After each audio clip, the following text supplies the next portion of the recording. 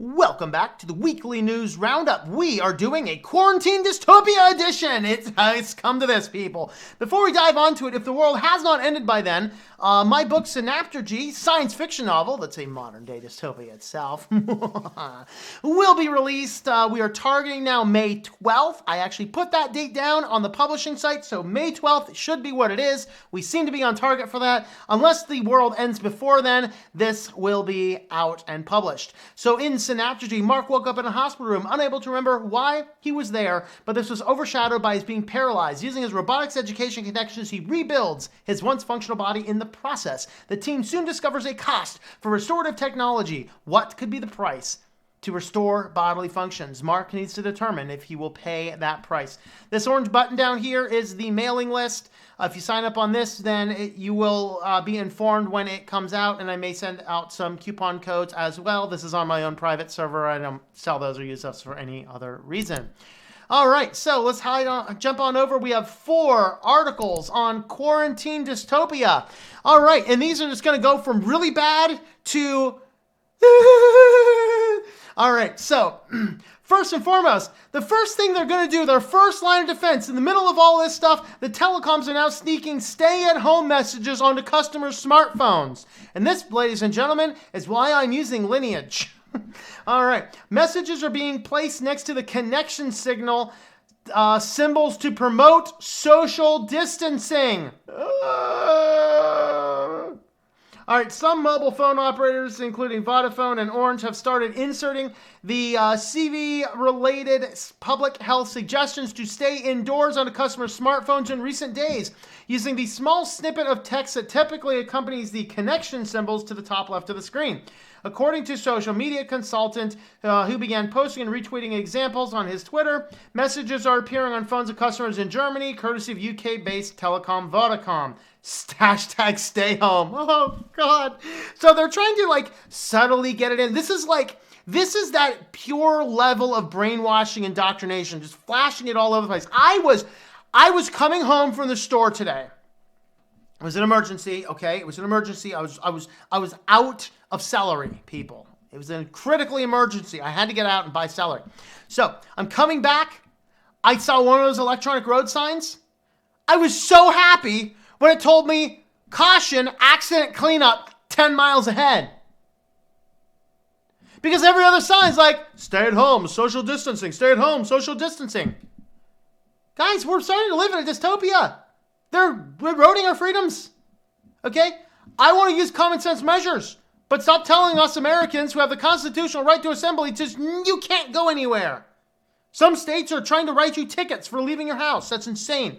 So now it starts with the phones. Just flash the messages, flash the messages, flash the messages. I'm guessing that means stay inside. I'm guessing that means stay inside. I'm guessing that means stay inside. I'm not sure if that means stay inside or not, but, Anyway, so it starts with the telecoms, and they're out doing this. Now, of course, Silicon Valley, the land of new tech, they're doing something else. So they're giving their emergency workers state-of-the-art smart rings that will perpetually be taking their body, their temperature, their heart rhythms, all of these factors. It's going to be constantly pinging these back to a server on the company's server so the data can be analyzed.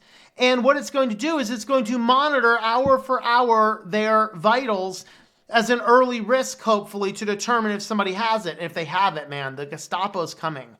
Your time has come. Your time has come. You must get off the street. Number 32, you have an arrhythm in your ring technology. Report immediately to the nearest gulag. Repeat immediately to the nearest gulag. Do not stop and talk to anybody else. Hold your breath until you get to the nearest gulag. So anyway, these rings are being used to measure. Oh, look at these things. So this looks like the one ring to rule them all. And so, yeah, would you guys wear this? What if you gotta wear this thing? What do you think? All right, guys, it's going to get worse. It's going to get worse. Now, European mobile phone operators are sharing data for the fight of the thing. All right, so mobile carriers are starting to share data. Now, in your more free-ish kind of countries, like, remember how Germany's telling people you cannot release smart toys for children? That's too much privacy stuff. Germany's like, hey, collect it all, give it. They want all the data. Now, some of your more privacy-liking ones are saying it's all anonymized data, so we can just kind of track.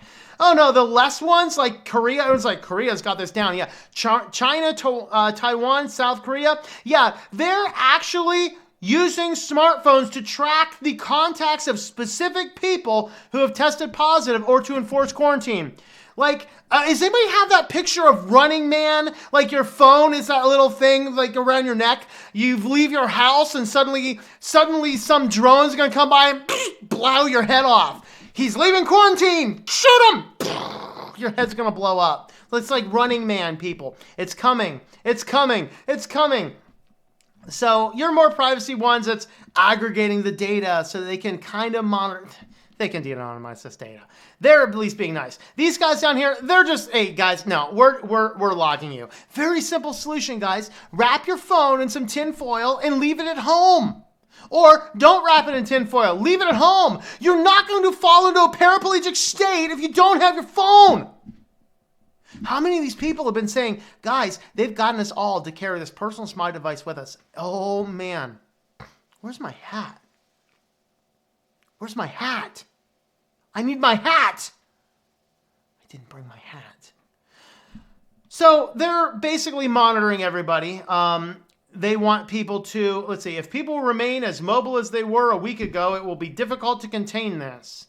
Blah, blah, blah, blah, blah. Blah, blah, blah, blah. You have no more privacy. You have no more rights. The big people in charge are telling you little people, you have nothing left. But at least they didn't go quite as far as Spain did. Spanish authorities are now using drones to warn people who break quarantine. Says slightly dystopian. No. Do we need to edit this webpage? We need to edit this webpage, don't we? All right, let me find this slightly dystopian. Edit as HTML. Very bleeping. There. Now we're good. Very bleeping dystopian. Now we got it. Very bleeping dystopian. All right. So down here, social distancing is an effective way of slowing the spread of that thing, but not everyone is adhering to their government's orders. In Spain, authorities are using speaker-equipped drones to scold people who aren't staying indoors. Oh, yeah, no. These claws are going to come down with like claws and touch your head. You know, stuff like that.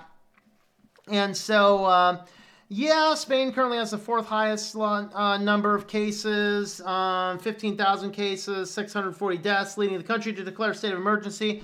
On Saturday, 47 million citizens were ordered to stay indoors unless necessary, and they're sending out the drones to come get you.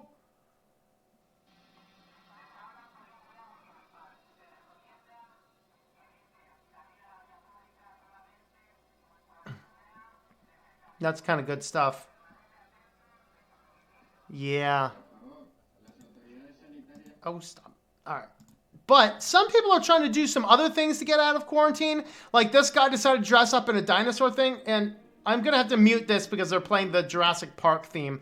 I don't want to get a copyright claim. But this guy dressed in a dinosaur suit to roam around the streets so that he could kind of break quarantine without kind of being spotted. Of course, the police are still, they're not quite sure what to do.